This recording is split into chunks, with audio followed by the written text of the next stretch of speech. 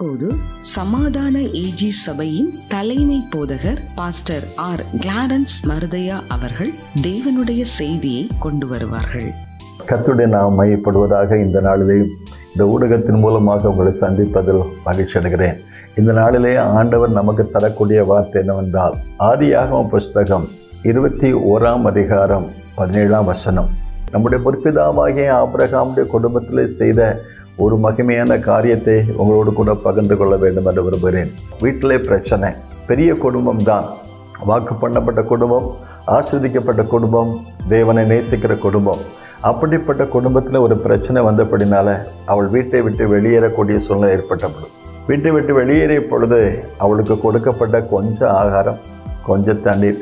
வேதத்திலே வாசித்து பார்க்கிறோம், ஆபிரகாம் ஆகாரை அனுப்பும் பொழுது துருத்தியிலே கொஞ்சம் தண்ணீரையும் கொஞ்சம் அப்பத்தையும் கொடுத்து சாராள் சொன்னபடி அவளை அனுப்பிவிட்டான். ஆகார் பேசபா வனாந்தரத்தில் அலைந்து திரிந்தாள். இந்த நாளிலே இந்த செய்தியை கவனிக்கிற நீங்கள் குடும்பத்தில் ஏற்பட்ட பிரச்சனைனால அல்லது உங்களுடைய தனிப்பட்ட வாழ்க்கையில் ஏற்பட்ட பிரச்சனைனால நீங்கள் அலைந்து திரியக்கூடிய ஒரு சூழ்நிலை ஏற்படலாம். ஆனாலும் சங்கீதக்காரன் தாவீது சொன்ன போல, தேவரீர் என் அலைச்சல்கள் எல்லாம் அறிந்திருக்கிறேன். அப்படிப்பட்டதான அந்த அலைந்து திரிகிற அனுபவத்தில் தனக்கிருந்த ஆகாரமும் தனக்கிருந்த துருத்திய தண்ணீரும் காலியான பொழுது பிள்ளை சாகிறதை அவளால் காண முடியவில்லை. வேதம் அழகாக சொல்கிறது, பிள்ளை சாகிறதை நான் பார்க்க மாட்டேன் என்று சொல்லி அவள் எதிராக அம்பு பாயும் இடத்துல போய் உட்கார்ந்து சத்தமிட்டு அழுதாள் என்று சொல்லி ஆதியாகமம் 21:16 வாசித்து பார்க்கிறோம். நீங்களும் தேவனுடைய பிள்ளைகள் தானே.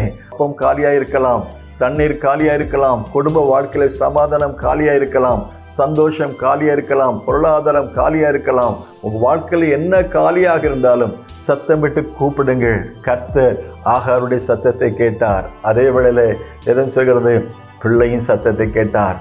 இன்றைக்கு நாம் பிள்ளைகளானால் சோதரருமாமே, அன்றைக்கு அந்த பிள்ளையுடைய சத்தத்தை கேட்ட ஆண்டவர் தேவ தூதனை அனுப்பி தேவன் தூதன் மூலமாக பேச ஆரம்பித்த வார்த்தை தான் இந்த 17 சொல்லப்பட்டிருக்கிறது. ஆகாரே, உனக்கு என்ன சம்பவித்தது?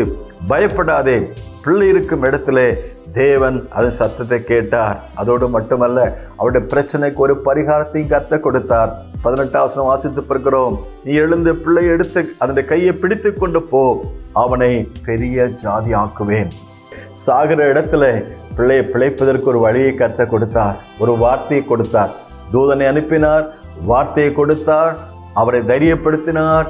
அதைவிட மேலாக அவருடைய கண்களை கர்த்தர் திறந்தார். இந்த அருமையான காலவேளை கூட அருமையான தேவனுடைய பிள்ளைகளே, அலைந்து திரிகிற வாழ்க்கையா இருக்கலாம், அப்பம் தீர்ந்து போன ஒரு வாழ்க்கை இருக்கலாம், தண்ணீர் தீர்ந்து போன வாழ்க்கை இருக்கலாம். கர்த்தர் உங்கள் சத்தத்தை கேட்பார். இன்றைக்கும் உங்களுடைய சத்தத்தை கேட்டு உங்களுடைய கண்களை திறப்பார், புதிய வழியை திறப்பார். வேதம் சொல்கிறது, வனாந்திரத்திலே ஒரு வழியையும் அவாந்திரத்திலே ஆறுகளையும் உண்டாக்குற கர்த்தர் உங்கள் வாழ்க்கையை அப்படி செய்வார். ஆகாரே, உனக்கு என்ன சம்பவித்தது? பயப்படாதே, தேவன் உன்னோடு கொண்டிருக்கிறார். May God bless you.